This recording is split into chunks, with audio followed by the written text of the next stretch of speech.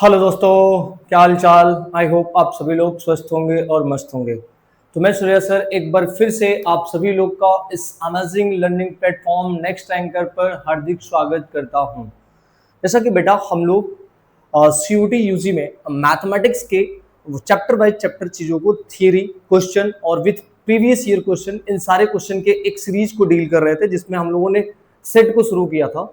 Set में relation function जो पहली चैप्टर है आपकी उसको शुरू किया गया था, जिसमें हम लोगों ने नॉर्मली सेट के बारे में जान लिया था। आज हमारा मेन मोटो रहेगा कि what is the relation, relation के बारे में जानेंगे और उनसे रिलेटेड क्वेश्चन CUT में कैसा पूछ रहा है उन चीजों को जानेंगे। और वो तरीका भी सीखेंगे कि सर मोस्ट अवेटेड क्वेश्चन क्या है जो हमारे एग्जाम में आने के लिए तैयारी कर रहा है, ठीक है ना। क्योंकि जरूरी तो नहीं है कि हर प्रीवियस ईयर ही क्वेश्चन है, तो ध्यान रखना प्रीवियस ईयर क्वेश्चन पूरा नहीं आता है। प्रीवियस ईयर क्वेश्चन बस आपको क्या करना होता है, एक प्रैक्टिस के लिए होता है, एक अंदाजा लगाने के लिए होता है कि हाँ इस पेपर का लेवल, इसको क्वेश्चन पूछने का तरीका कहाँ से है। तो आपको केवल प्रीवियस ईयर नहीं पढ़ना है, प्रीवियस ईयर पढ़ना है प्लस कुछ इंपॉर्टेंट क्वेश्चंस पढ़ने हैं। फिर उसके बाद आपके पास एनसीईआरटी के कुछ क्वेश्चंस है उसको पढ़ने हैं, बाकी कुछ एडिशनल क्वेश्चंस पढ़ने हैं, इतना पढ़ेंगे। बाकी जो मेरे पास है, जो मेरे पास इस पीडीएफ में, जो मेरे पास क्लास में रहेगा, वो सारा इन सारे लोगों का पूरा संगम है, ठीक है ना। तो इसमें घबराने की कोई बात नहीं है, हर चीजों को बड़े ही आराम से पढ़ेंगे और चीजें देखना कैसे क्या कब होता है वो सारी चीजों को हम यहाँ पे डिस्कस करेंगे। तो आइए शुरू करते हैं कि जो क्लास थी हम लोगों की वो जहां से शुरू हुआ था उसके आगे चलते हैं। आज हमारा जो टॉपिक है वो एक रिलेशन से ही पढ़ना है, ठीक है ना। हम शुरू करेंगे रिलेशन, ठीक है ना। बेटे यहाँ पे ध्यान रखना, रिलेशन आपके सामने एक लिखा है relation. What is the relation, क्या कह रहा है। A relation R from the non-empty set A to the non-empty set B is the subset of Cartesian product of A and B. Is the subset of a Cartesian product of A and B. ठीक है। The subset is the derived by the describing a relationship between the first and second element of the order pair. तो ये क्या कह रहा है, इस चीजों को पूरा हम समझते हैं। ये तो लैंग्वेज एक डेफिनेशन है, जो हमें डेफिनेशन का काम नहीं, चीजों को बस समझना है। क्या कह रहा है कि जो रिलेशन आर होगा किसी non empty set A to non empty set B, मतलब एक सेट ए होगा और एक सेट बी होगा, एक सेट ए होगा और एक सेट बी होगा, तो ए से बी पे जो रिलेशन होगा उसको हम आर बोलेंगे। क्या बोलेंगे, आर बोलेंगे। वो जो आर होता है इज द सबसेट होता है, किसका होता है, subset, cartesian product of A and B. मतलब ये जो रिलेशन आर है वो सबसेट होगा ए क्रॉस बी का। किसका होगा, ए क्रॉस बी का। ध्यान समझना, ए क्रॉस बी का। अब यानी सर ए क्रॉस बी में आपको पता है कि इस टाइप में जो एलिमेंट आते हैं वो ए कॉमा बी टाइप के एलिमेंट आते हैं, तो इस रिलेशन में भी ए कॉमा बी टाइप के ही एलिमेंट होंगे, पर इसके सबसेट होंगे। यानी समझना, जो हमारे रिलेशन में एलिमेंट होंगे, जो हमारे रिलेशन में एलिमेंट होंगे वो ए क्रॉस बी के ही एलिमेंट होंगे। जैसे ए क्रॉस बी में जो एलिमेंट आएगा वही एलिमेंट इसमें आएंगे, कोई भी एलिमेंट बाहर का नहीं आएगा। जैसे समझना, अगर मैंने एक एग्जांपल लिया a इज इक्वल टू 1 2 3 और फिर b is equal to a comma b, ध्यान से समझना बेटा, ठीक है, a कॉमा b। तो हमने बोला एक ऐसे एरो डायग्राम बनाते हैं सर, यहाँ पे 1 2 3 है और यहाँ पे है a कॉमा b, और यहाँ पे एक रिलेशन हम डिफाइन कर रहे हैं जिसका नाम है r। एक सेट a है और एक सेट b है। अब हमने बोला कि हम इसका रिलेशन बना रहे हैं। रिलेशन का मतलब होता है एक दूसरे को किसी संबंध में बांधना, ठीक है ना। तो हमने बोला इस 1 को ले जाते हैं a के पास, ओके, इस 2 के पास ले जाते हैं b के पास, और इस 3 को भी ले जाते हैं a के पास, ठीक है, डन कहानी। तो अब बताना क्या आएगा सर। आप जब r बनाएंगे तो देखो क्या बनेगा। हमने कहा 1 का किससे किससे रिलेशन बना है, तो 1 का a से बना है। फिर 1 का किससे बना है, नहीं सर। फिर 2 का किससे बना है सर 2 का b से बना है, ओके, वेरी गुड। फिर आपका 3 का भी किससे बना है, a से बना है, 3 का a से। तो ये जो एलिमेंट आए ऑर्डर पेयर टाइप के, यही आपके रिलेशन है। रिलेशन का मतलब ये हुआ बेटा कि किसी न किसी एक रिलेशन में, किसी न किसी एक नियम में, किसी न किसी एक रूल के अंडर ये जो हमारे एलिमेंट होंगे एक सेट के, वो दूसरे सेट के एलिमेंट से कंबाइंड होंगे, बंधे होंगे, या रिलेटिव होंगे, या रिलेटेड होंगे। अब इसी चीज को नोट करना कि इस चीज को लिखने का तरीका क्या होता है, ठीक है। जैसे आपने 1 कॉमा ए लिखा है तो आप इसको लिख सकते हैं 1 रिलेटेड टू ए। इसको ऐसे भी लिखा जाता है, ध्यान रखना, 1 रिलेटेड टू ए। यानी अगर हम कह रहे हैं कि ए कॉमा बी टाइप का एलिमेंट अगर रिलेशन में है तो हम इसको बेटा ऐसे लिख सकते हैं ए रिलेटेड टू बी। मतलब ए हमारा बी से रिलेशन रखता है, ए किससे रिलेशन रखता है, बी से रिलेशन रखता है। क्या इसमें कोई डाउट, कोई परेशानी है रिलेशन में तो बताना। चल नहीं है, आगे समझते हैं बातों को, ठीक है। उसके बाद एक क्वेश्चन समझते हैं कि क्वेश्चन जैसे एक एग्जांपल के तौर पे है, हमारे पास क्वेश्चन है, इसको समझते हैं कि क्या कैसे है, ठीक है।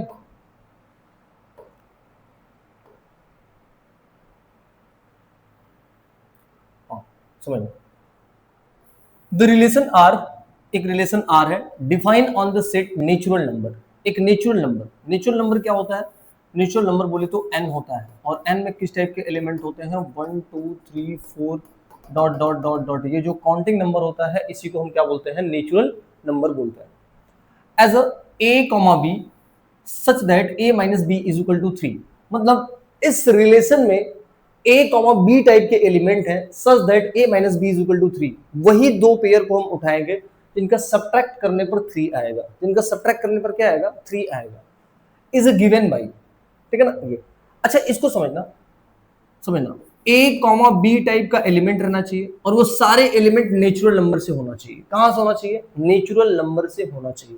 उन्होंने बोला है a और b में रिलेशन दिया है कि a और b का जो डिफरेंस होना चाहिए वो 3 होना चाहिए। a और b का डिफरेंस कितना होना चाहिए, 3 होना चाहिए। तो हमने कहा तुम चेक करो, इसमें जो पहला एलिमेंट होगा वो a होगा और जो दूसरा एलिमेंट होगा वो b होगा, वो a माइनस बी यानी दोनों का डिफरेंस 3 होगा, या न समझ में आए तो अगर a minus B is equal to 3 दिए हैं तो a इज इक्वल टू, ये b उधर जाएगा तो 3 प्लस बी, मतलब अगर मेरे पास b में, या मेरे को अगर a ले रहे हैं, या ऐसे समझो अगर आप a ले रहे हो तो ये इधर आएगा, -3 करोगे तो b आएगा, ठीक है ना। यानी जो b होगा वो a से 3 कम होगा।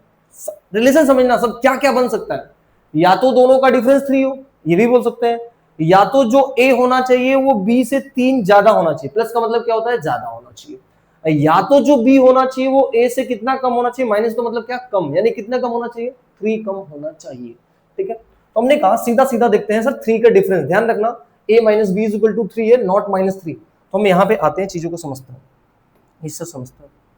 1 और 4 का डिफरेंस करेंगे तो 1 में से 4 जाएगा, 1 में से 4 जाएगा तो -3 आएगा, तो ये चीजें नहीं होंगी, ये चीजें नहीं होंगी। एक नहीं होगा तो बाकी को चेक करने की जरूरत आपको नहीं है।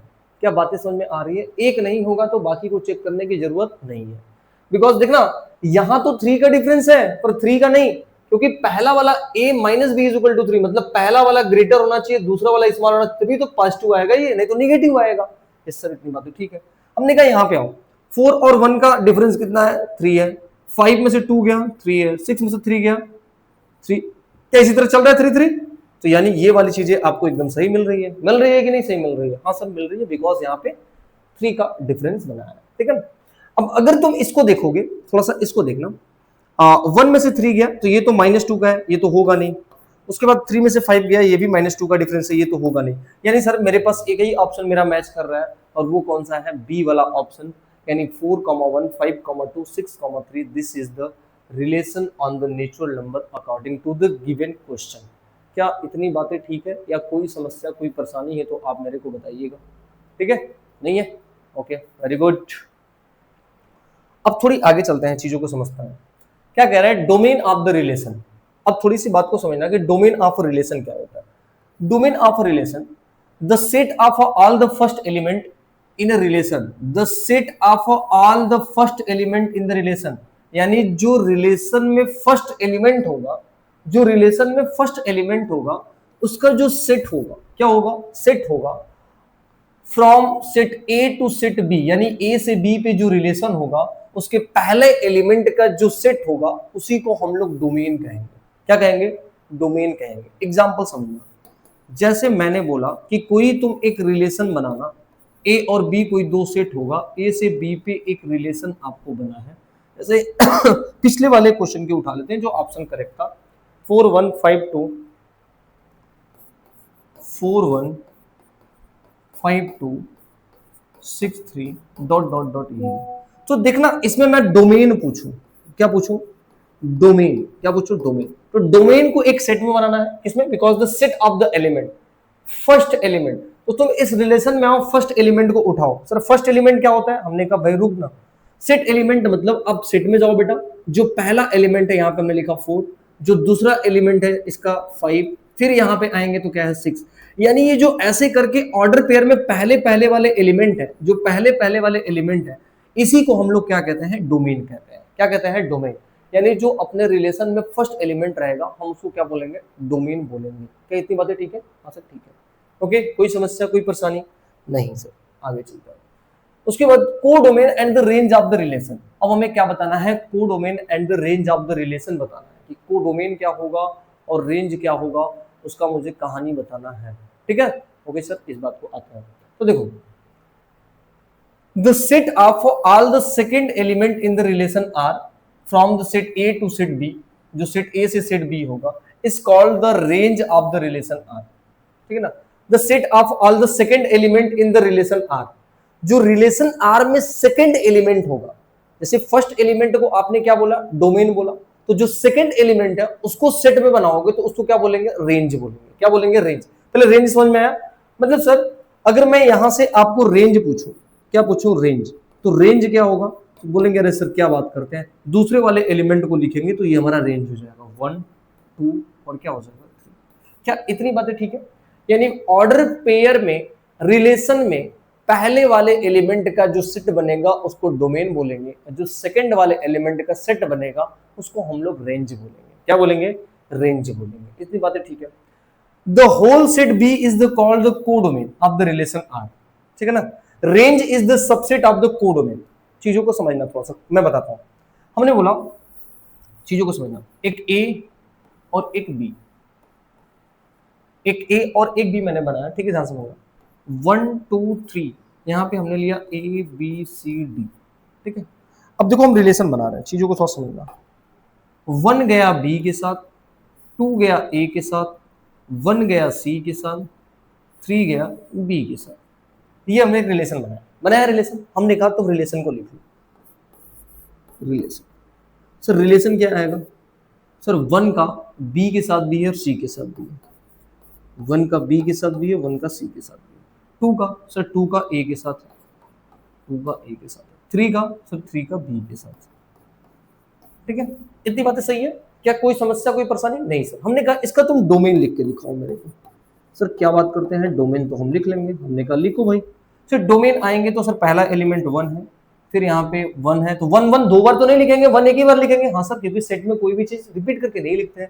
1 तो हो गया, फिर 2 है और फिर क्या है, 3 है, यानी 1 2 3 सर ये डोमेन है। हमने कहा रेंज लिख के दिखाओ। सर रेंज भी लिख लेंगे। हमने कहा बोलो भाई क्या है? सर यहाँ पे बी है, यहाँ पे सी है और ए है। सर बी है, सी है, ए है और फिर सर बी आ रहा है तो क्या फिर भी लिखेंगे? नहीं सर, बिकॉज बी एक बार हम लिखेंगे। सर ये रेंज है हमारे पास। क्या है? रेंज है।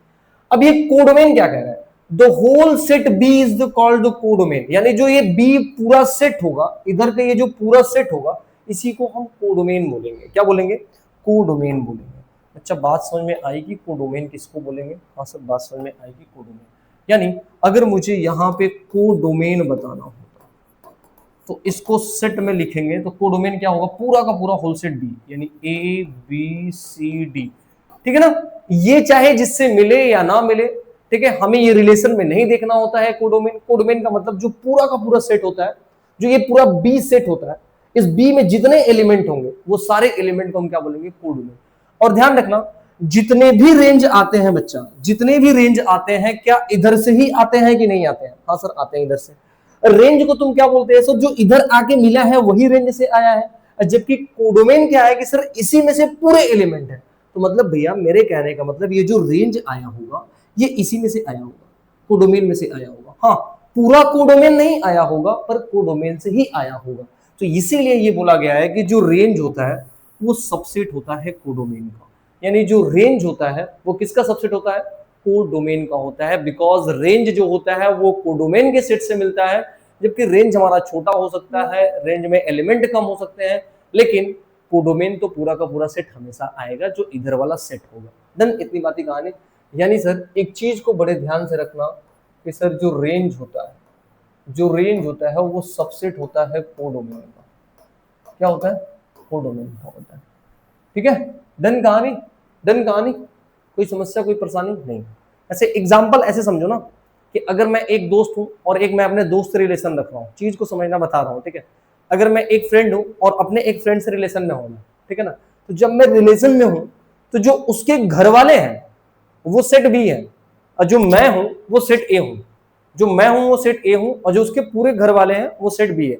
अब मैं उसके घर के एक मेंबर से रिलेशन रख रहा हूं, तो मैं जिससे रिलेशन रख रहा हूं, चीजों को समझना, मैं जिससे रिलेशन रख रहा हूं वो मेरे लिए रेंज हो गया। क्या हो गया? रेंज हो गया। और मैं क्या हो गया? डोमेन हो गया। डोमेन, डोमेन ध्यान रखना, मैं डोमेन, मैंने जिससे रिलेशन रखा वो क्या हो गई? रेंज। और वो जिस घर से बिलोंग कर रही है, ध्यान रखना, वो जिस घर से बिलोंग कर रही है वो पूरा का पूरा घर जो हो गया वो क्या हो गया? कोडोमेन हो गया। कोडोमेन हो गया ना, यानी जो रेंज आया वो कहां से आया? कोडोमेन के पास से ही आया ना, इसीलिए जो रेंज होता है वो कोडोमेन का सबसेट होता है। इतनी बातें ठीक है? हाँ सर, इतनी बातें ठीक है। आई होप आपको चीजें समझ में आई होंगी, इसमें कोई समस्या परेशानी नहीं है। इस तरह आगे चलते हैं। क्वेश्चन आपके नजरों के सामने क्या कह रहा है कि the relation R is the define on the set A. एक रिलेशन आर डिफाइन करना है एक सेट ए पे 1 2 3 4 5 6 as a A comma B, ठीक है ना। इसको थोड़ा सा बढ़िया से लिख लेते हैं। ये जो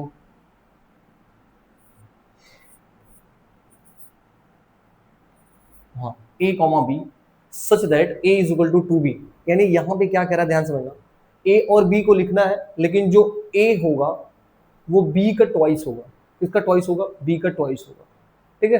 then the domain of the R is given. हमने कहा पहले ऐसे कंडीशन में जो छोटे छोटे सेट दिए होते हैं, ध्यान रखना, एक तो सेट आपके पास 1 2 3 4 5 6 दे दिया है, ठीक है ना। कभी कभी क्या होता है बेटा, बहुत बड़ा सेट दे देता है जिसमें आपको नहीं दिखता, तो हम उसका रिलेशन नहीं बनाते हैं, ठीक है ना। ध्यान समझना मैं क्या कह रहा हूं। अगर सेट छोटा है, अगर तुमको दिख रहा है कि हम आर को बना सकते हैं, आर को बना सकते हैं, तो पहले आर को बनाओ और देखो कि आर क्या मिल सकता है, आर में क्या क्या एलिमेंट है। लेकिन कभी कभी ऐसा होता है कि आर एक इतना बड़ा सेट बनता है, इतना बड़ा सेट बनता है कि हम उसको बनाते नहीं है। तो जब बनाते नहीं है तो चीजों को हाइपोथेटिकल सोचते हैं कि क्या हो सकता है, कैसे हो सकता है, क्या हो सकता है, तब सोचते हैं। लेकिन अगर सेट छोटा है तो हम पूरी की पूरी कोशिश रहेगी कि पहले आर को बनाएंगे और आर मेरे को दिखना चाहिए। क्या इतनी बातें आपको समझ में आ रही है कि मैं क्या बोल रहा हूं? हाँ, अगर समझ में आ रही है तो मेरे को बोलिए हाँ सर समझ में आ रही है, ठीक है ना। इतनी बातें समझ में आ रही है ना? हाँ ठीक है। तो आना सर, सब पहले हम आर को बनाएंगे। आर को बना रहे हैं, हमने कहा पहले ए को लिखेंगे कि बी को लिखेंगे। हमने कहा सर ए को लिखेंगे, जो ए आएगा उसमें बी को ट्वाइस करेंगे, कि जो बी आएगा उसमें ट्वाइस करेंगे। हमने कहा बेटा ध्यान रखना, अगर a is equal to 2b है, ठीक है, तो अगर आप b लिखोगे, अगर आप b लिखोगे, b मान लो 1 लिखोगे, तो इसमें 2 का मल्टीप्लाई करोगे तो a मिलेगा। मतलब b को अगर तुम लिखोगे तब a को पाओगे, a को पाओगे। हमने कहा आ जाओ भाई, हमने कहा हम इसमें से उठाएंगे, इसी में से उठाना है, तो पहले a1 से शुरू करेंगे। किससे शुरू करेंगे? 1 से। तो हमने कहा 1 को शुरू करो। जब b की वैल्यू 1 रखोगे तो 1 का ट्वाइस करोगे तो a क्या मिलेगा? 2 मिलेगा। फिर b की वैल्यू 2 रखोगे तो ट्वाइस करोगे तो क्या मिलेगा बताना? 2 2 सा 4 मिलेगा। चीजों को समझते चलना, ठीक है ना। 2 2 सा क्या मिलेगा? 4। हमने कहा फिर b की वैल्यू 3 रखोगे, 3 रखोगे तो ट्वाइस करोगे तो क्या मिलेगा? 6 मिलेगा। डन। फिर हमने कहा 4 रखोगे, क्या रखोगे? 4 रखोगे तो ट्वाइस करोगे तो 8 मिलेगा, जो कि 8 वाला बेटा इसमें है ही नहीं। देखो इसमें 8 है नहीं है, यानी मैक्सिमम एलिमेंट मेरे पास 6 तक होना चाहिए, उससे ज्यादा तो मतलब ये वाला एलिमेंट नहीं लेंगे, बिकॉज ये एलिमेंट हमारे सेट में एग्जिस्ट नहीं करेगा, तो इस एलिमेंट का रिलेशन नहीं मिलेगा। चलो, ये मेरे को सेट दिख गया, दिख गया सेट। और हमने बोला इस सेट का जो पहला एलिमेंट होगा, इस सेट का जो पहला एलिमेंट होगा उसी को तो हम बोलेंगे ना डोमेन, और जो दूसरा एलिमेंट होगा वो क्या बोलेंगे हम लोग? उसको रेंज बोलेंगे। तो उन्होंने हमसे क्या पूछा है सर? इन्होंने हमसे डोमेन पूछा है, तो डोमेन क्या आएगा बताना सर? डोमेन जो इसका आएगा वो 2 आ जाएगा, 4 आ जाएगा और 6 आ जाएगा, यानी 2 4 6। देख लो ऑप्शन कहीं अगर 2 4 6 है, यहाँ है सर, ये सेकेंड वाला मिल रहा है, यानी सर ये 2 4 6, यानी इसका करेक्ट ऑप्शन बी होगा जो है 2 4 6। ये सारे क्वेश्चन ऐसे सीयूटी में पूछे हैं, तो इसको बहुत आराम से पढ़ना। क्वेश्चन बहुत हाई लेवल के नहीं आते हैं, लेकिन चीजें कॉन्सेप्ट क्लियर होगा तभी आप कर पाएंगे, अदरवाइज तो प्रॉब्लम होना तय है, ठीक है। ओके सर, कोई बात नहीं, चलो आगे चलते हैं, ठीक है। Next, number of relation. Number of relation कि कितने रिलेशन बन सकते हैं, ठीक है। समझते हैं बात को। पहले मेरे को एक बात बताना कि अगर कोई एक सेट है,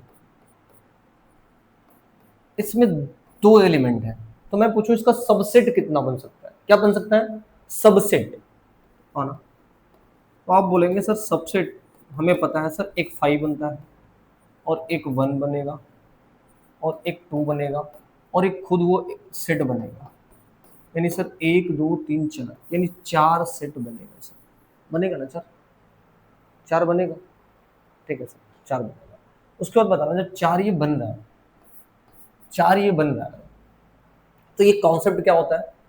कॉन्सेप्ट ये होता है कि सर अगर 2 के पावर जितने नंबर ऑफ एलिमेंट है उसके पावर में जाता है, यानी if a is equal number of element in A, n A का मतलब number of element in A, अगर आपके पास p है, क्या है? p है, या ऐसे समझना m है, क्या है? m है, तो number of subset, number of subset क्या बनेगा सर? नंबर ऑफ सबसेट 2 के पावर m बनेगा। बनेगा कि नहीं बनेगा? ठीक है ना? जो कि इसमें एक इम्पिटी भी है, ध्यान रखना, इसमें एक क्या है? इम्पिटी है। और जब नॉन इम्पिटी कहेगा तो क्या करना पड़ेगा सर? तो इसमें से एक माइनस करना पड़ेगा, m के माइनस 1 करना पड़ेगा। इतनी बातें ठीक है? ये ध्यान रखना ये। और मैं यहाँ पे लिख दे रहा हूँ कि अगर मेरे पास बात आ गया कि सर नॉन इम्पिटी कितना बनेगा, non empty subset, non empty subset की बात आएगी तो एक कम कर देंगे, तो m माइनस 1 डन। गाने अब थोड़ी सी चीज को समझना, अगर a के पास m एलिमेंट है और b के पास n एलिमेंट है, तो हमने बात किया था कि इसके a क्रॉस b में, इसके a क्रॉस b में इनका प्रोडक्ट mn एलिमेंट होगा। कितना एलिमेंट होगा? mn एलिमेंट होगा। तो भैया बताना, जो रिलेशन r होता है, जो रिलेशन r होता है वो a क्रॉस b का सबसेट ही तो होता है। जो रिलेशन r होता है वो a क्रॉस b का जो सबसेट ही होता है ना। तो हमने बोला कि अगर भैया a में जितने एलिमेंट होंगे और b में जितने एलिमेंट होंगे और उनके प्रोडक्ट, मतलब मैं बोलूं कि r जो होता है वो a क्रॉस b का सबसेट होता है, तो मतलब a क्रॉस b के जितने सबसेट बन सकते हैं उतने उसके रिलेशन हो सकते हैं कि नहीं?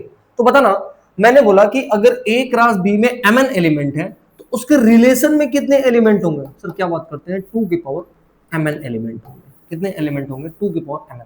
तो यही तो बात है कि अगर मेरे पास नंबर ऑफ रिलेशन की बात करनी होगी तो हम बात करेंगे कि a क्रॉस b में कितने सबसेट बन रहे हैं, क्योंकि बिकॉज जो रिलेशन होता है वो a क्रॉस b का सबसेट होता है। तो जितने number of element a cross b के सबसेट में होंगे वही उसके नंबर ऑफ रिलेशन होंगे जब a से b पे डिफाइन होंगे। क्या होंगे? a से b पे डिफाइन होंगे, यानी जो नंबर ऑफ रिलेशन होगा वो 2 के पावर क्या होगा? mn होगा। ठीक है ना? नंबर ऑफ रिलेशन, ये हो गया नंबर ऑफ रिलेशन। इसमें एक इम्पिटी भी है सर, हमने कहा हाँ सर एक इम्पिटी भी है, तो ये नंबर ऑफ रिलेशन है। ठीक है ना? जैसे अगर मैं एग्जांपल में कहूँ, कि अगर कोई एक सेट है, इसमें 1 2 3 और एक बी सेट है, इसमें a कॉमा बी है, ठीक है, एक रिलेशन है, ठीक है, एक रिलेशन है जो डिफाइन है a से b पे। किस पे डिफाइन है? a से b पे है। तो कितने रिलेशन बन सकते हैं? तो सर कितने रिलेशन बन सकते हैं? 2 के पावर जितने इसमें एलिमेंट है 3 मल्टीप्लाई जितने इसमें एलिमेंट है 2, यानी सर 2 के पावर 6 इसके रिलेशन बन सकता है। कितने रिलेशन बन सकते हैं सर? 2 के पावर 6। क्या समझ में आया? हमने बोला जिस पे रिलेशन वो बना रहा है उस एलिमेंट का नंबर और दूसरे पे जिस पे बना रहा है उस एलिमेंट के नंबर को मल्टीप्लाई करके 2 के पावर रख दो, वो नंबर ऑफ रिलेशन आ जाएगा। ठीक है? कोई दिक्कत, कोई परेशानी, मुसीबत, समस्या नहीं सर? कोई मुसीबत समस्या नहीं। वेरी गुड बेटा। फिर ठीक है, इससे आगे आते हैं, चीज़ों को थोड़ा सा और शुरू करते हैं कि क्या हो सकता है, चीज़ें कहाँ तक जा सकती हैं। ठीक है, नेक्स्ट। आई होप चीज़ें समझ में आ रहा है। फोकस करना था आपको, पेपर था ये, चीज़ें तो पढ़ ली है हमने।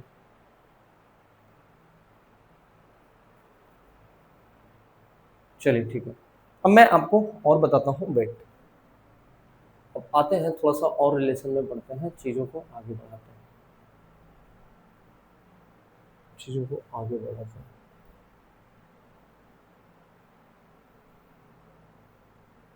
Wait wait wait wait wait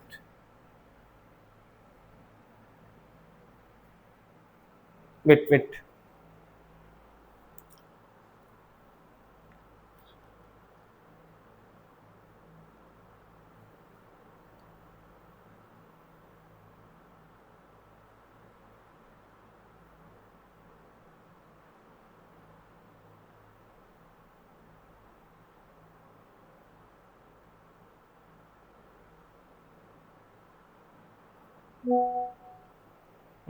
ठीक है, आओ समझता हूँ।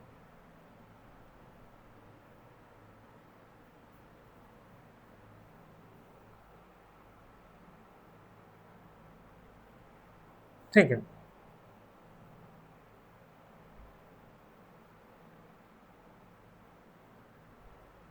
चलिए आगे चलेंगे, चीजों को पढ़ते हुए चलेंगे कि क्या कैसे क्या करना है। ठीक है, आपके सामने है रिलेशन और फंक्शन का जो लेक्चर 2 का जो टॉपिक है, वो टॉपिक आपके सामने चल रहा है। अभी तक आपने सेट पढ़ा, सेट में क्या होता है, कार्टेशियन प्रोडक्ट आपने उसको पढ़ा, फिर सेट के बाद हमने रिलेशन कैसे डिफाइन होता है उसको पढ़ा, फिर हमने रिलेशन में डोमेन और रेंज क्या होता है हमने उसको पढ़ा, फिर नंबर ऑफ रिलेशन कैसे फाइंड करते हैं हमने वो पढ़ा। ठीक है ना, अब आगे चलते हैं, टाइप्स ऑफ रिलेशन की टॉपिक होगी, इसको हमें अच्छे से पढ़ना है बिकॉज यहाँ से क्वेश्चन आपके पास आते ही है। ठीक है ना, ओके डन, रिलेशन और फंक्शन कंटिन्यू करते हैं। कोई मुसीबत परेशानी हो तो इस वाले कॉन्टैक्ट नंबर पे आप कॉन्टैक्ट करिए। ठीक है, ठीक है, क्वेश्चन है आपके पास, दिख रहा है बेटा, नहीं दिख रहा है बेटा, ध्यान समझना, ये इनवर्स रिलेशन है। क्या है?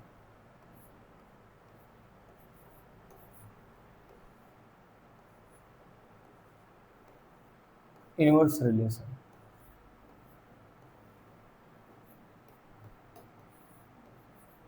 इनवर्स रिलेशन, इनवर्स रिलेशन क्या होता है इसको समझना, थोड़ा सा चीजों को समझता है कि इनवर्स रिलेशन क्या होता है।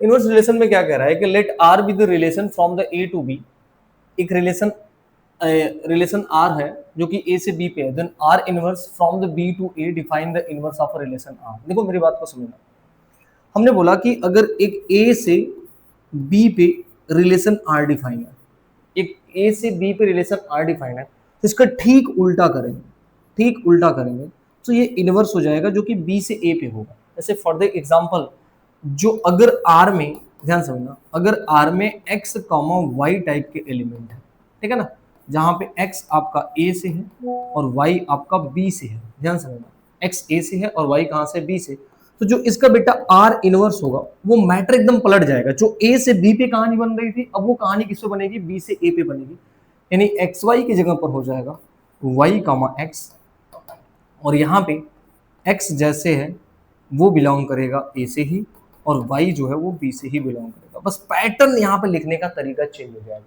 और जब बेटा पैटर्न चेंज हो जाएगा तो तुम यहाँ पे पहले वाले एलिमेंट को क्या बोलते थे, डोमेन बोलते थे, और दूसरे वाले एलिमेंट को क्या बोलते थे, रेंज बोलते थे।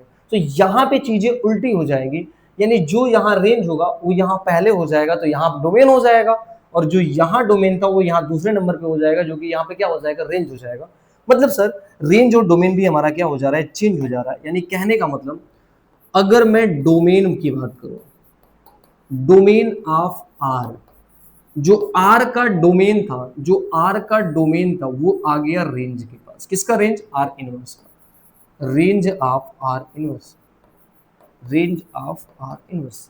और जो इसका रेंज था, जो इसका रेंज था वो इसका हो गया डोमेन, यानी रेंज ऑफ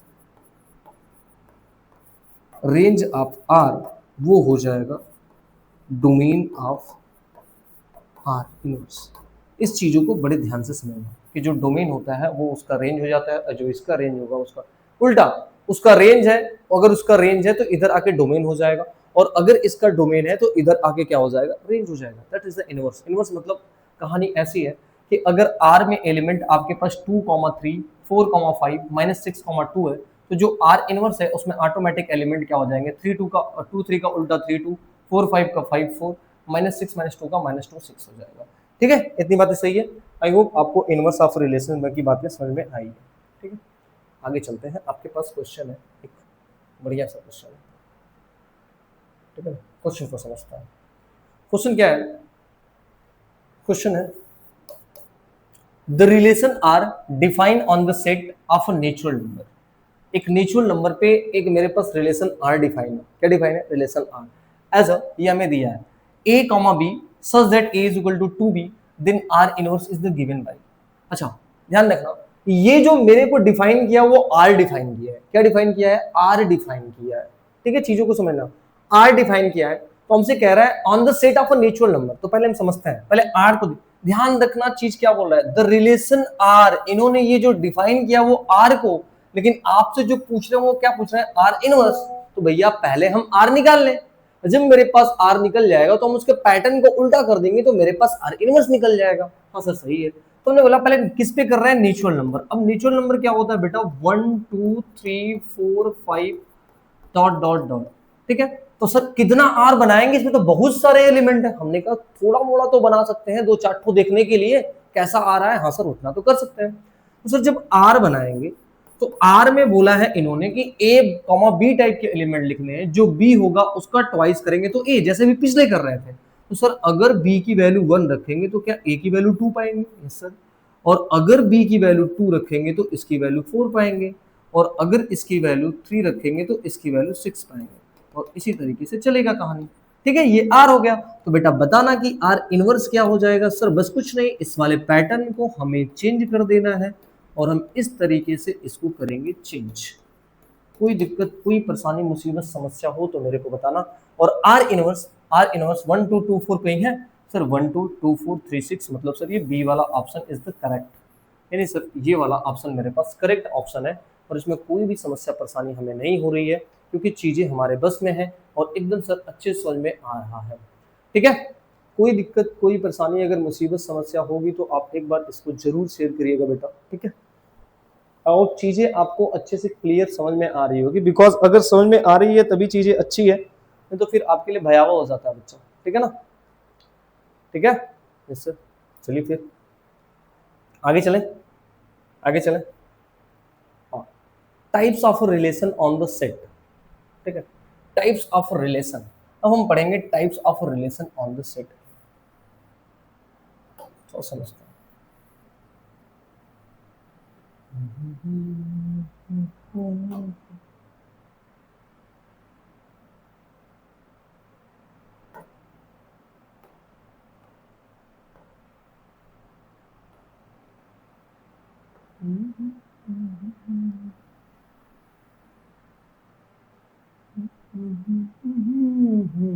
हाँ, टाइप्स ऑफ रिलेशन, मतलब रिलेशन के कितने टाइप्स है, हमको ये सब चीजें पढ़नी है।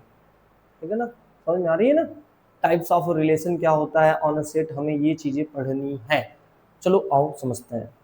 ठीक है भैया, इससे समझते हैं। चलो, देखो समझते हैं। सर हम लिखेंगे पहले आइडेंटिटी।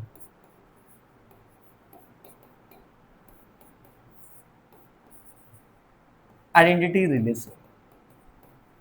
एंड सेकेंड बेटा, सेकेंड होता है reflexive, reflexive relation.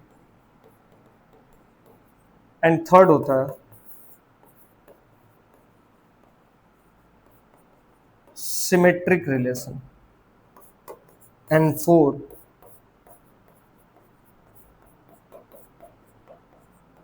Transitive relation. And last equivalence relation. ये पांच आपको यहाँ पे पढ़ना है और चीजों को समझना, एक से एक सभी रिलेटेड है, और ये आपको समझना है। यहां से गारंटी है 100% है, एटलीस्ट दो क्वेश्चन, एटलीस्ट दो क्वेश्चन आपके सीयूटी में मिलेंगे यहां से, ये गारंटी है 100%। 100% कम से कम दो क्वेश्चन यहां से आपको तो मिलना ही है। ठीक है ना? तो चीजों को समझना, ये बहुत ही इंपॉर्टेंट है आपके सीयूटी के लिए।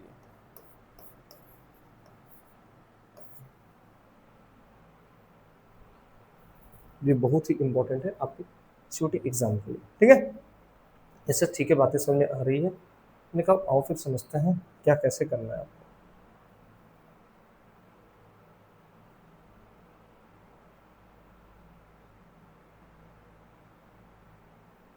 चलो अब देखो, हम आइडेंटिटी रिलेशन की बात करेंगे तो समझना, पहले तो ध्यान रखना ये सारे जो टाइप्स हैं, मैं क्या कह रहा हूं, ये जो सारे टाइप्स हैं वो डिफाइन होंगे ए से ए पे। किस पे डिफाइन होंगे? ए से ए पे बेस डिफाइन होंगे, यानी कोई दूसरा सेट नहीं आएगा, ठीक है। ए से बी नहीं आएगा, ना तो ए से सी आएगा, ए से ए आएगा, बी से बी आएगा, सी से सी आएगा, डी से डी आएगा, मतलब खुद से खुद के ऊपर केवल डिफाइन होगा। ध्यान समझना, खुद से बस खुद के ऊपर डिफाइन होगा तभी ये वैलिड है, ठीक है ना। अब आइडेंटिटी क्या होता है? आइडेंटिटी रिलेशन ये कहता है, ध्यान समझना, कि एक रिलेशन आर हो जिसमें ए कॉमा ए टाइप के एलिमेंट, जिसमें ए कॉमा ए टाइप के element such that A belong to A, ठीक है, such that A belong to A। Done कहानी, इतनी बातें, जिसमें A कॉमा A टाइप के एलिमेंट हो और A कहां से बिलोंग करना चाहिए? A से बिलोंग करना चाहिए। अभी रुकना, अभी डायमेंशन लिखने फिर सारे एग्जांपल बताएंगे। ओके सर, रिफ्लेक्सिव क्या होता है, चीजों को सुनो। रिफ्लेक्सिव क्या कहता है सर? इसमें भी A से A एलिमेंट होना चाहिए such that सारे A बिलोंग करने चाहिए A से। अच्छा सर, सर इसमें और इसमें क्या डिफरेंस है? हमने कहा रुक जा भाई, सब चीज बताएंगे, आराम से रुक जा। सर सिमेट्रिक क्या होता है?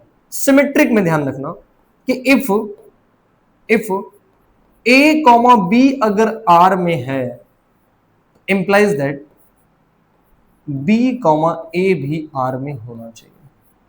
और ये सभी के लिए,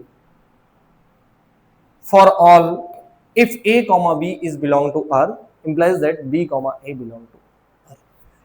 ट्रांजिटिव क्या होता है? हमने कहा ट्रांजिटिव को समझना, फॉर ऑल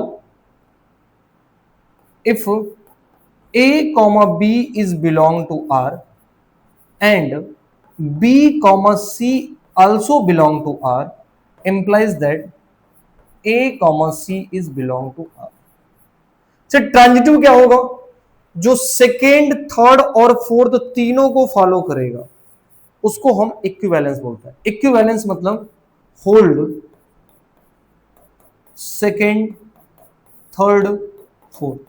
जब तीनों को होल्ड कर जाएगा तो हम उसको क्या बोलेंगे? इक्विवेलेंस। अगर तीनों में से कोई भी एक होल्ड नहीं करेगा तो हम उसको इक्विवेलेंस नहीं बोलेंगे।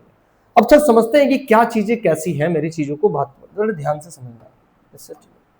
सर आइडेंटिटी रिलेशन क्या कहता है कि ए कॉमा ए टाइप के एलिमेंट हो। जैसे एग्जांपल मेरी समझना कि अगर आप ए इज इक्वल टू 1 2 3 ले लो, क्या ले लो? 1 2 3 ले लो, तो इसमें एलिमेंट 1 कॉमा 1 1 कॉमा 2 इस टाइप के नहीं रहने चाहिए, बस इसी टाइप के रहने चाहिए, ए टाइप के नहीं। यानी 1 1 है तो यहाँ पे 1 के साथ 2 का होना ही नहीं चाहिए, यहाँ पे 2 टाइप 2 यानी 2 कॉमा 2 होना चाहिए। अगर इतना भी है तब पर भी वो कैसा रिलेशन है? आइडेंटिटी रिलेशन है। क्या है? आइडेंटिटी रिलेशन है, क्योंकि इसमें बस एलिमेंट चाहे एक हो, चाहे दो हो, चाहे तीन हो, चाहे जितने हो, बस खुद से रिलेटेड होना चाहिए। यानी मैं बोलूं कि अगर मैं बोलूं कि 1 कॉमा 1 तो ये भी एक आइडेंटिटी रिलेशन है। ये भी क्या है? एक आइडेंटिटी रिलेशन है। मैं बोलूं 1 कॉमा 1 2 कॉमा 2 और 3 कॉमा 3 तो ये भी एक आइडेंटिटी रिलेशन है। बस इसके सिवाय और कुछ नहीं आना चाहिए। ठीक है कहानी? डन कहानी? ऐसे डन कहानी। अब रिफ्लेक्सिव क्या कहता है? सर रिफ्लेक्सिव कहता है कि इसमें भी ए कॉमा ए टाइप के एलिमेंट होने चाहिए, बट सारे एलिमेंट के लिए होने चाहिए। फॉर ऑल, ये जो साइन है वो किसका है? फॉर ऑल, मतलब जितने भी ए में एलिमेंट है सारे लोग के लिए होने चाहिए। जैसे सर ये आपका रिफ्लेक्सिव नहीं है। क्यों नहीं है? बिकॉज सर 1 के लिए तो 1 कॉमा 1 है, 2 के लिए 2 कॉमा 2 है, पर सर इस 3 के लिए 3 कॉमा 3 नहीं है, तो ये रिफ्लेक्सिव नहीं है, जबकि ये आइडेंटिटी है। उसके बाद यहाँ पे सर 1 कॉमा 1 है पर 2 कॉमा 2 नहीं है, 3 कॉमा 3 नहीं है, तो सर ये भी रिफ्लेक्सिव नहीं है। पर ये देखिए सारे एलिमेंट के लिए है कि नहीं? 1 कॉमा 1 2 कॉमा 2 3 कॉमा 3 सारे एलिमेंट के लिए है। ध्यान से बोला, ये क्या है? रिफ्लेक्सिव है। ठीक है ना? चीजों को समझना, ये क्या है? रिफ्लेक्सिव है। तो रिफ्लेक्सिव क्या कहता है कि भैया ए कॉमा ए टाइप के सारे एलिमेंट के लिए, लोग के लिए हो उतना चलेगा, उसके बाद चाहे उसके पास कुछ भी हो, मुझे उससे मतलब नहीं है। जैसे थोड़ा एग्जांपल से समझना चीजों को इसके, ठीक है? मैं थोड़ा सा बता रहा हूं और चीजों को समझना, थोड़ा सा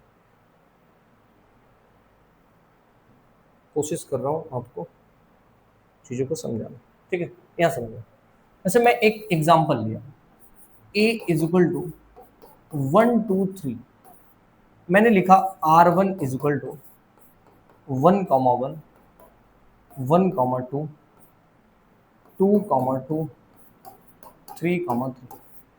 ठीक है ना। अब चीज को थोड़ा समझना, मैं समझाना क्या चाह रहा हूं सर। यहां पे आना 1 से 1 का रिलेशन है, 2 से 2 का रिलेशन है, 3 से 3 का रिलेशन है, सब सेम मिल रहे हैं। लेकिन सर ये नहीं आना चाहिए था, ये तो अलग आ गया, मतलब आइडेंटिटी को गुस्सा आ गया। मतलब ये बोलेगा कि हम आइडेंटिटी नहीं है। क्या नहीं है? आइडेंटिटी। आइडेंटिटी का मतलब क्या है सर? बस दिखना चाहिए सेम सेम सेम सेम। ठीक है। अब रिफ्लेक्सिव क्या कहता है सर? रिफ्लेक्सिव से मतलब है यानी ये आपका आइडेंटिटी नहीं है, नॉट आइडेंटिटी, नॉट आइडेंटिटी। ठीक है। अब रिफ्लेक्सिव क्या कहता है कि ए में जितने एलिमेंट है सारे एलिमेंट का खुद से खुद रिलेशन होना चाहिए। तो सर ए में 1 का 1 से है, 2 का 2 से है, 3 का 3 से है। सर उसके बाद ये कुछ भी है उससे उसको मतलब परेशानी नहीं है, मतलब ये रिफ्लेक्सिव है, मतलब ये रिफ्लेक्सिव है। ठीक है। क्या आप चीजों को समझ पाए? क्या आइडेंटिटी और रिफ्लेक्सिव में आप कंट्राडिक्शन खोज पा रहे हैं, डिफरेंस खोज पा रहे हैं? हाँ सर खोज पा रहे हैं। यानी आइडेंटिटी केवल खुद से खुद, चाहे एक ही रहे दो ही रहे पर खुद से खुद, लेकिन रिफ्लेक्सिव सारे एलिमेंट के लिए खुद से खुद रिलेशन होना चाहिए, उसके बाद उसके पास कुछ भी हो उससे उसको परेशानी मुसीबत समस्या नहीं है। इतनी बातें क्लियर है? हाँ सर इतनी बातें क्लियर है। आई होप आपको आइडेंटिटी और रिफ्लेक्सिव का डिफरेंस मैं बता सका। ठीक है। ये आपका क्लियर, ये आपका क्लियर। उसके बाद सिमेट्रिक आता है। अब जब सिमेट्रिक आएंगे तो केवल रिलेशन को देखेंगे। किसको देखेंगे? रिलेशन को। अभी इन दोनों सेट में आप क्या काम कर रहे थे कि ए को देख रहे थे। किसको देख रहे थे? ए को। उसके बाद आर को यानी रिलेशन को भी देख रहे थे। लेकिन सिमेट्रिक के केस में, सिमेट्रिक के केस में आप केवल रिलेशन को देखोगे। किसको देखोगे? रिलेशन को। तो ये क्या कह रहा है कि सभी एलिमेंट के लिए अगर उसमें ए कॉमा बी रिलेशन में है तो उसका उल्टा बी कॉमा ए भी होना चाहिए। यानी सर कैसा बात कर रहे हैं आप? हमने कहा ऐसे समझो कैसा बात कर रहा हूं। ठीक है। हमने बोला कि अगर कोई एक रिलेशन में 1,2 है तो इसका उल्टा 2,1 भी होना चाहिए। क्या होना चाहिए? 2,1 भी। और 1,3 है तो इसका उल्टा 3,1 भी होना चाहिए। जैसे देखो इस रिलेशन में 1,2 है, हाँ सर है, तो इसका उल्टा 2,1 है कि नहीं है। इसमें 1,3 है तो इसका उल्टा 1,3 का उल्टा क्या होगा? 3,1 इसमें है नहीं है। तो यानी किसी भी एक एलिमेंट के लिए अगर गड़बड़ होगा तो सिमेट्रिक नहीं होगा। सारे एलिमेंट के लिए कंडीशन होल्ड करनी चाहिए कि उसमें a कॉमा बी है तो उसका अपोजिट b कॉमा ए भी उसमें होना ही चाहिए। ठीक है। क्या इतनी बातें आपको समझ में आ रही है? हाँ सर आ रही है। चलिए आई थिंक सिमेट्रिक आपका क्लियर है। अभी तो हम क्वेश्चन लगाएंगे तो वहां बातें और क्लियर होगा। अब ट्रांजिटिव क्या कहता है? ट्रांजिटिव सर, ट्रांजिटिव ये कहता है कि दोस्त का दोस्त दोस्त होगा। सर मतलब हमने कहा कि ए बी है तो बी सी भी रहना चाहिए, मतलब बी पे खत्म हुआ है तो बी से शुरू होना चाहिए। ठीक है। ए बी है तो बी सी है तो इस कॉमन वाले को छोड़ दो, ए सी भी उसमें होना ही चाहिए रिलेशन में। अगर ए सी उसमें होगा तो हम उसको बोलेंगे ट्रांजिटिव, और जो रिफ्लेक्सिव सिमेट्रिक ट्रांजिटिव तीनों होगा हम उसको बोलेंगे इक्विवेलेंस। क्या बोलेंगे? इक्विवेलेंस। क्या इतनी बातें सही है? हाँ सर इतनी बातें सही है।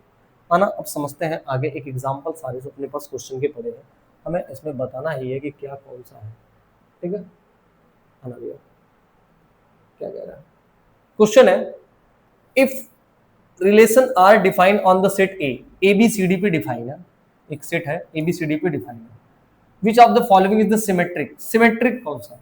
तो सिमेट्रिक क्या होता है? सिमेट्रिक सर अगर उसमें a कॉमा बी है तो उसमें b कॉमा ए होना ही चाहिए, होना ही चाहिए। Yes sir.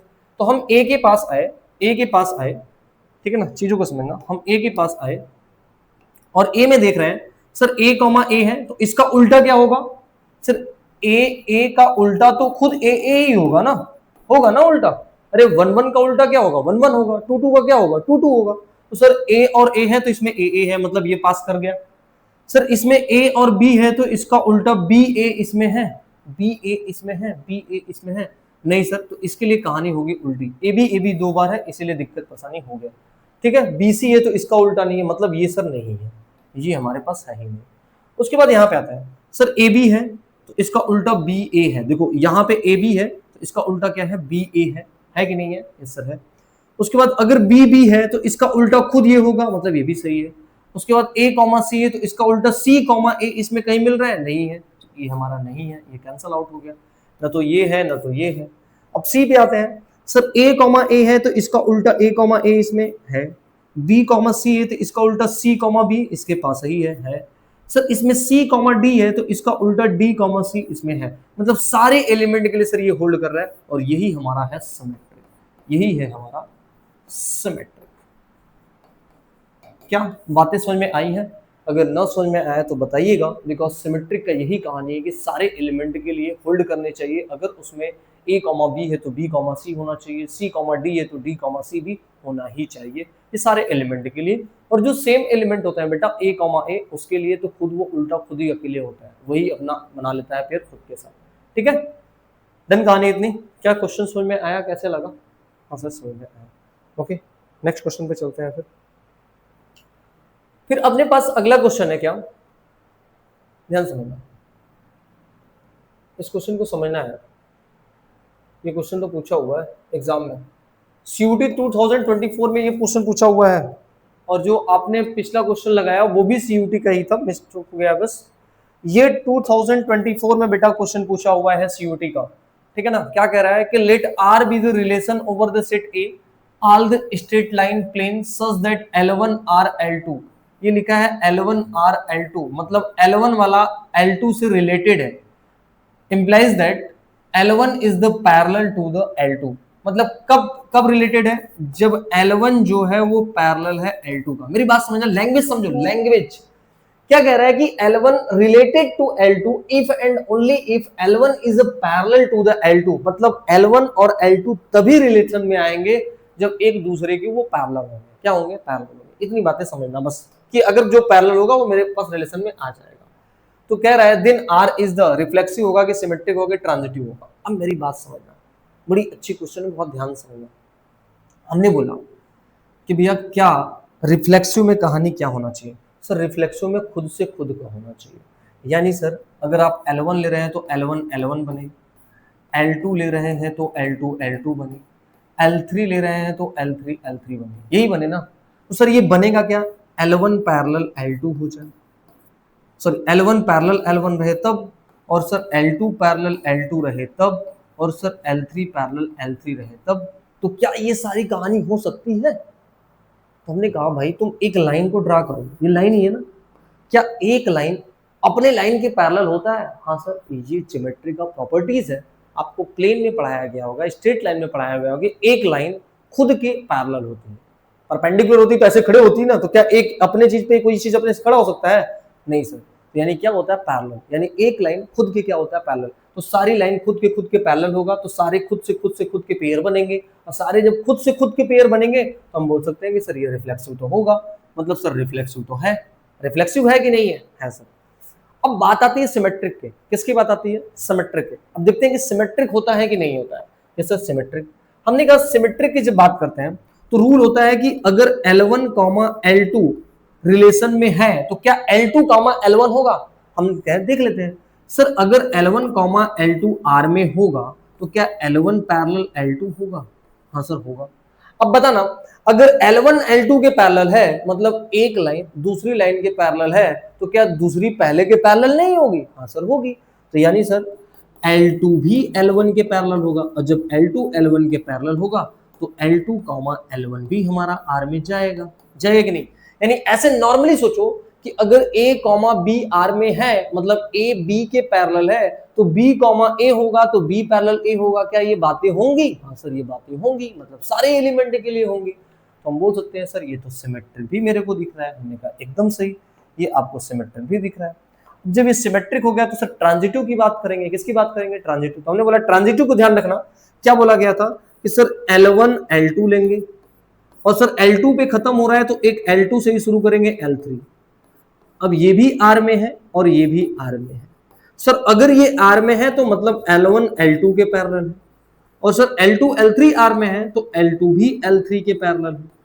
अब ध्यान रखना, L1 L2 के पैरेलल और L2 L3 के पैरेलल, मतलब एक लाइन दूसरी लाइन के पैरेलल और वो दूसरी तीसरी लाइन के पैरेलल, ऐसा समझना। अगर ये लाइन इस लाइन के पैरेलल और ये लाइन इस लाइन के पैरेलल, यानी ये वाली इसके पैरेलल और ये वाली इसके पैरेलल, तो क्या ऑटोमेटिक ये इसके पैरेलल नहीं है? है सर, ये तो हम लोग लाइन से पढ़ते आ रहे हैं कि अगर ये इसके पैरेलल ये इसके पैरेलल तो ऑटोमेटिक सारे एक दूसरे के पैरेलल। हाँ सर, तो L1 पैरेलल L3 तो होगा। और जब L1 पैरेलल L3 होगा तो हमने बोला कि हम ऐसे लिखेंगे L1 L3 तो हमारा R में होगा। तो क्या मतलब L1 L3 R में जा रहा है कि नहीं? हाँ सर। तो हमने बोला कि सर ये तो हमारा ट्रांजिटिव भी हो गया। तो सर तीनों आ रहा है, रिफ्लेक्सिव, सिमेट्रिक, ट्रांजिटिव, और एक ऐसा रिलेशन जो रिफ्लेक्सिव भी होता है, सिमेट्रिक भी होता है, ट्रांजिटिव होता है, यानी जो तीनों होता है उसको हम क्या बोलते हैं? उसको क्या बोलते हैं? जो सेकंड, थर्ड, फोर्थ, यानी जो रिफ्लेक्सिव भी होगा, सिमेट्रिक भी होगा, ट्रांजिटिव होगा, उसको हम इक्विवेलेंस बोलते हैं। क्या बोलते हैं? इक्विवेलेंस। यानी ये सर जो गिवन रिलेशन है वो इक्विवेलेंस है, यानी इसका ऑप्शन ये वाला करेक्ट है। ठीक है, करेक्ट। करेक्ट ऑप्शन इसका क्या होगा? Equivalence relation. करेक्ट ऑप्शन इसका क्या होगा? Equivalence relation. क्या इतनी चीजें आपको समझ में आ रही हैं? इतनी चीजें अगर आपको समझ में आ रही है तो आई होप हर चीजें आपको क्लियर वे में आ रहा होगा, कोई भी समस्या परेशानी इसमें नहीं होनी चाहिए। ठीक है, डन। और कोई दिक्कत, कोई परेशानी हो तो बताना, नहीं है ना? ठीक है, चलिए, ठीक है, कोशिश करते हैं कि इसी तरीके से आप पढ़ते रहिए। बाकी अब नेक्स्ट क्वेश्चन में आपके साथ कुछ एग्जांपल्स हैं। आप CUT 2023 है, आप इसको करेंगे एज अ होमवर्क, आप करेंगे इसको। ठीक है, एज अ होमवर्क आप इसे करके आएंगे। ठीक है, ये चीज़ों को देख लीजिएगा। उसके बाद नहीं आएगा तो हम कराएंगे बेटा, फिर CUT 2022 है। अब आगे आपके पास CUT के ही क्वेश्चन है जो हम आपको प्रैक्टिस कराएंगे। ठीक है, और जैसे ये चैप्टर खत्म होगा, जैसे ये चैप्टर खत्म होगा, उस चैप्टर का पूरा नोट्स आपको हम देंगे। और ध्यान रखना, ये पूरा क्लास नोट्स जो होगा वो आपके सामने रहेगा, ध्यान रखना। ठीक है ना, जिसमें सारे क्वेश्चन है, प्रैक्टिस की भी क्वेश्चन है, थ्योरी भी है, चीजें अच्छे हैं, बढ़िया से पढ़िए। आई होप अगर आप मेहनत करेंगे तो आप एक अच्छे सेंट्रल यूनिवर्सिटी में जरूर पढ़ेंगे, ये मेरी विश है। ठीक है, तो मिलते हैं नेक्स्ट लेक्चर में, तब तक के लिए जय हिंद।